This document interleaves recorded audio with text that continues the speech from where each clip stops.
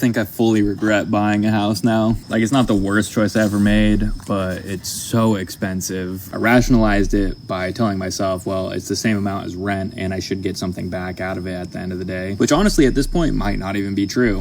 I'm going to say it. It might be a little controversial, but I'm going to say it. I don't think buying a house is all it's cracked up to be. I don't. I said it.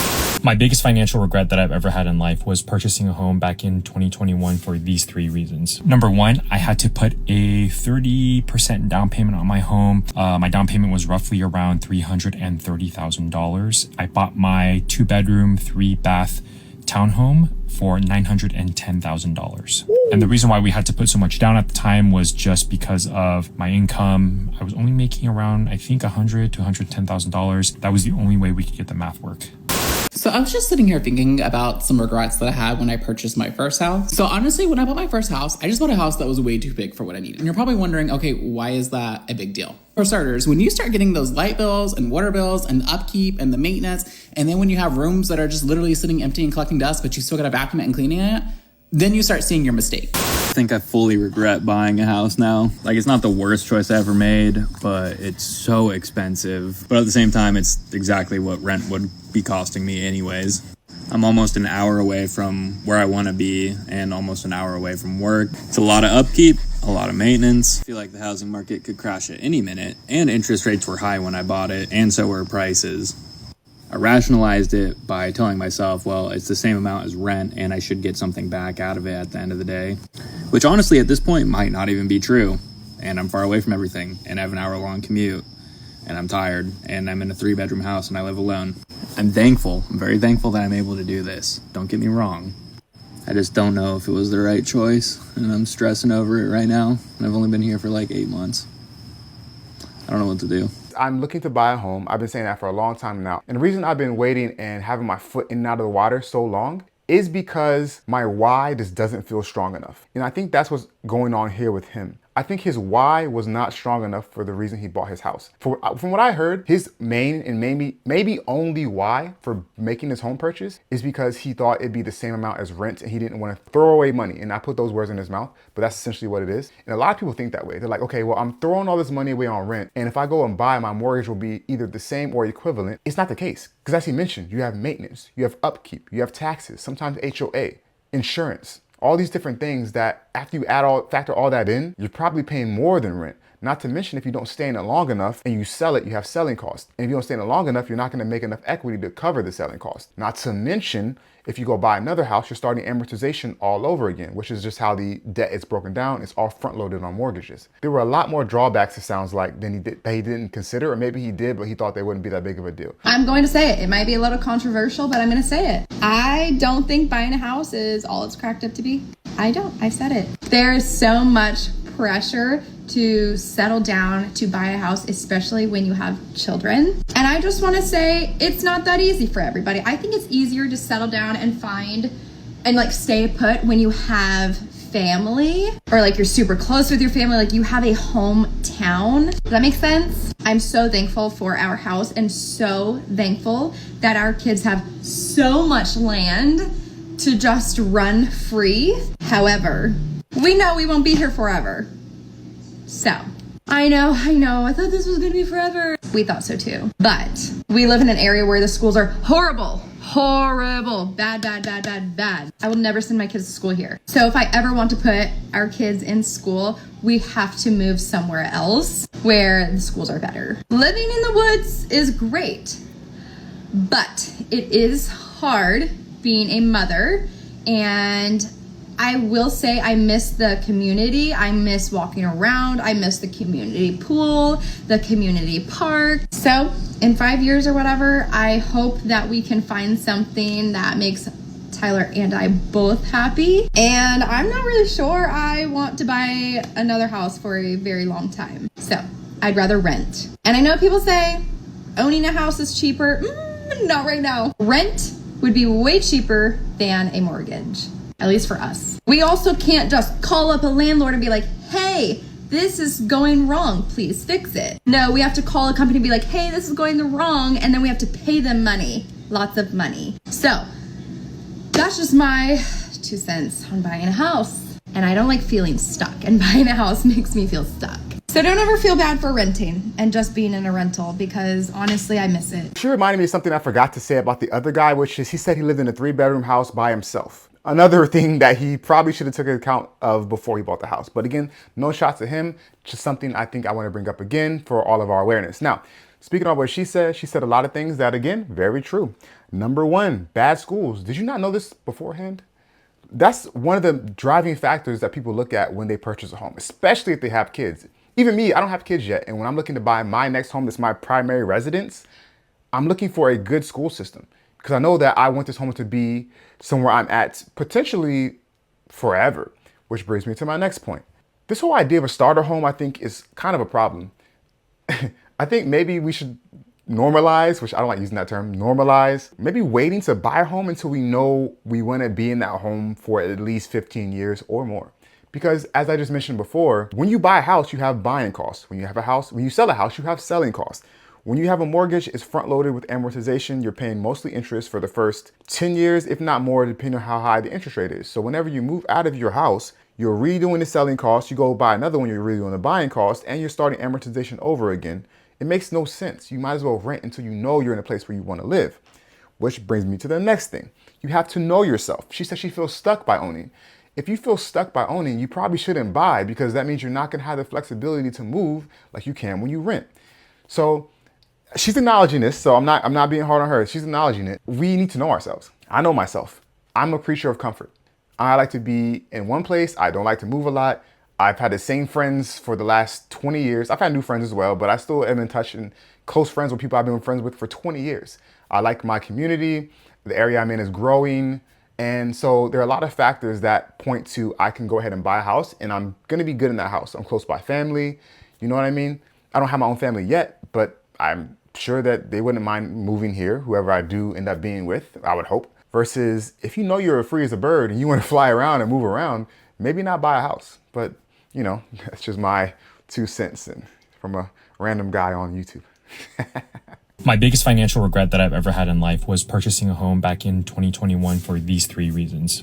Number 1, I had to put a 30% down payment on my home. My down payment was roughly around $330,000. I bought my 2-bedroom, 3-bath townhome for $910,000. And the reason why we had to put so much down at the time was just because of my income. I was only making around, I think, $100,000 to $110,000. That was the only way we could get the math work. How did he save up $270,000 while making about $100,000 a year? That's the first thing. That's already crazy to me. And you're stretching yourself out. That's all. You can't afford that house. On $100,000 a year income, I don't know how much, he said we, so I'm assuming he bought it with his spouse. You can't afford a $1 million home, the payments with $100,000, which is why he put so much down to make the monthly payments less. But still, that's bonkers. He said 2021, right? Interest rates in 2021, I think they were still, I can't remember when interest rates spiked up, but wow, this is crazy. Now, my monthly mortgage payment, if you factor in interest, taxes, HOA, etc., it's roughly around $4,200. If I was renting right now, I could probably rent a really nice 2-bedroom condo or apartment for $3,500. So that would save me $700 a month. However, had I just not bought a home, I could have taken that $300,000 and $10,000, $20,000 that I used as a down payment and just invested in the stock market. We all know the stock market bottomed in 2022, and you see where it is today, right? Yeah, that's hindsight though. We know where it is now looking back, but we didn't know back in 2022 that it would still shoot up and we'd be on this continuous bull market that has not ended. And I sound like I'm mad about it. The only reason I'm mad about it is because I know eventually it's going to come down. I'm just ready for it to come down because it's so high. So yeah, it's easy for him to say I could have invested that money into the stock market, but did he really have the stomach to put $310,000 or even half of that into the market back in that time, knowing it could be half the next day? Granted, if you leave your money over time, it will probably come back. Again, hindsight is 2020, but I understand his overall thinking. We have an extra, at the very minimum, a couple $100,000 in my stock portfolio. Number 2, in the market that I live in, renting is actually cheaper than buying a home. Yeah. Again, as I previously stated, I probably am paying an extra, $700 to $1,000 more per month by owning a home rather than renting one. At least. And then number 3, owning a home is just really, really overrated. At least, because he's only comparing the principal and interest, it sounds like. I think maybe he's factoring in the HOA and the insurance and the taxes, comparing it to the rent, but it's still apples to oranges because you still have to factor in the maintenance and all the other stuff we've already talked about. So, but he seems like a smart guy, so he's probably factoring that in. There's maintenance that you have to worry about. I've already had to replace an AC, and my home is like 3 to 4 years old, so it's actually really, really new. I'm sure at some point I'm going to have to replace a dishwasher, a washer and dryer. Owning a home is not cheap. There are a lot of expenses that come with maintaining a home, and you have to do it yourself. Honestly, if I could do it again, I would just rent a nicer apartment or a condo, whatever, in a nicer community, and then just invested my money instead in the stock market. But again, everybody's different. Everybody has different ways to invest and build wealth. Real estate is not one avenue of building wealth that I really like. So listen, most Americans, if you look at the all the Americans in the United States, especially the everyday millionaires, I think over 30 to 40%, and especially once you get closer to the people who are right around the $1 million net worth, even greater, up to I think 60 something percent the last time I looked. 60% of their wealth is in their home equity. So as you've probably heard, most millionaires in the US become millionaires by having a lot of home equity. That's just the moral of the story. And so home buying long-term, when you're ready and can afford it, is, in my opinion, one of the best ways to build wealth. Personally speaking, I prefer it over the stock market because I have some level of control. Versus the stock market, I'm at the whims and the emotions of the stock market and people at the end of the day. I mean, I know that overall, over time, it's trended up, and it probably still will. And I believe in the United States, so I think it still will continue to trend up. But I do think that long-term, financially speaking, investing in a property, I shouldn't say investing because your primary residence really isn't an investment. Shout out to Rich Dad, Poor Dad. It's a liability, let's be honest. But overall, if you buy it, you can afford it. It's a place you can build memories, be there with your family, hopefully pay it off and get rid of that expense. So when you do retire, you don't have to pay $3,000, $4,000 a month of rent. Maybe you're paying $1,000, $2,000, depending on where you live, and just property taxes and insurance. That's what I think. So I was just sitting here thinking about some regrets that I had when I purchased my first house. So honestly, when I bought my first house, I just bought a house that was way too big for what I needed. And you're probably wondering, okay, why is that a big deal? For starters, when you start getting those light bills and water bills and the upkeep and the maintenance, and then when you have rooms that are just literally sitting empty and collecting dust, but you still gotta vacuum it and cleaning it, then you start seeing your mistake. Long story short, I ended up selling that house. I originally had 4 bedrooms, 3 bathrooms. I now have 3 bedrooms, 2 bathrooms, which is a lot easier to manage. But long story short, if you're thinking you're gonna grow into the house, yeah, don't do that. Unless you really are going to have a kid in the very, very near future and that's already planned, yeah, like, do not do that. It's such a waste of money. I am a proponent of buying with the idea that you can grow into it.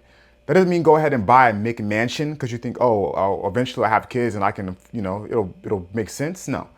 But if you are someone who knows that you want to have a couple kids, I don't think it's a bad idea to buy that house with a few extra rooms when you don't have kids yet, or maybe when your parents are still working and they haven't retired yet. Because maybe you're thinking, like for me, I think in the future, I want a house that's big enough to where it can accommodate me and my spouse, right?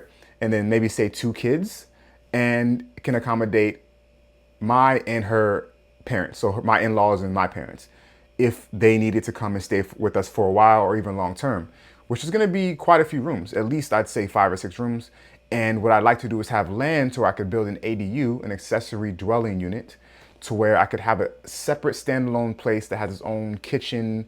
Think of it as its own small apartment to where my parents or her parents could stay at. So yeah, if I'm gonna buy and I plan to be in a place for 30, 40 years, I'm gonna buy with that in mind. Will it be too big for me by myself to begin with? Yes, which is why I will rent out rooms to offset the cost. So I do think that's one thing I would say I do think is not such a bad idea, as long as you're really not stressing yourself to the point where you're going to be in, one little flat tire and everything falls down like a house of cards. That being said, guys, as always, if you made this far in this video, I really appreciate you because you're a real one for that, for staying this far.